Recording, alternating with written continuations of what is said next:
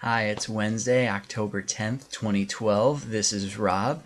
Here in our collaboration channel, our question for the week is, what do you think of e-texts? Do you read them? Why? I've got a couple contradictory answers for that. I'll show you that yes, I do have an e-reader. It's a Kindle. It's one of the older versions of the Kindle. I got it when my sister actually got me a Kobo e-reader one Christmas, and I returned it and spent a little bit more to get something that was more fully functional. But I didn't end up using it all that much. So I'll answer the first question, what do you think of e-texts? Well, I think that they're great. Other people mentioned some great reasons for using e-texts. They're lighter. It's really easy to download new books onto them. And with the cloud, you can have access not only on the device but also on computers, and you can use apps to access your books and materials on a smartphone.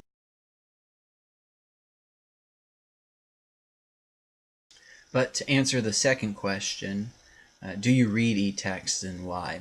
And for me, the answer is no, I don't read e-texts. I want to love it, I want to use it, but I don't. And here are my top 5 reasons why I don't read e-texts. Number 5, there's limited graphic abilities, at least on my Kindle. I know that on a device like Bobby's iPad, the graphics are a lot better.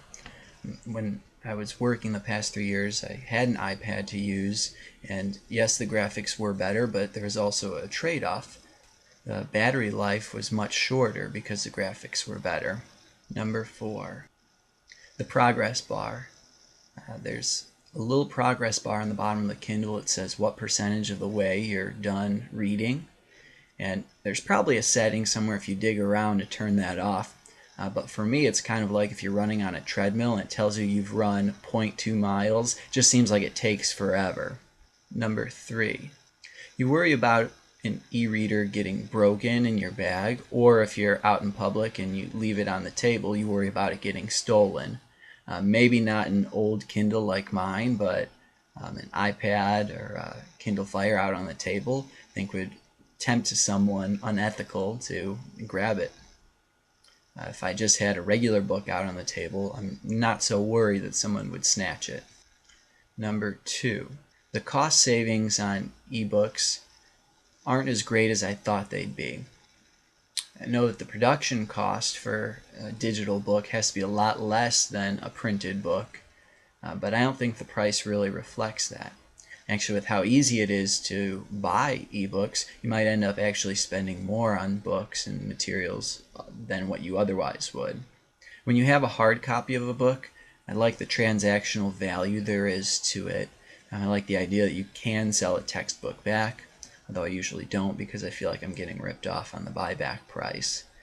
It's much harder to think about selling back a digital book. Number 1,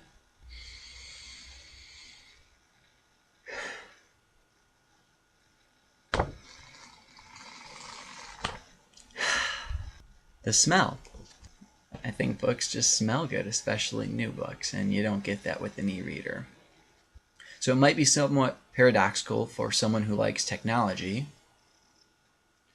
to not use an e-reader, and I realize this more and more as I was formulating my response for the week. So here's what I'm going to do. I'm going to take the next week to try out, seriously give it a chance. I'll put my class PDFs on here and read them that way. I'm not sure if I'll scan all the book chapters I need to read, but I'll scan one chapter so I can use the software that Chris mentioned in his post for the week, and I'll report on how it went in next week's video. Until then, bye.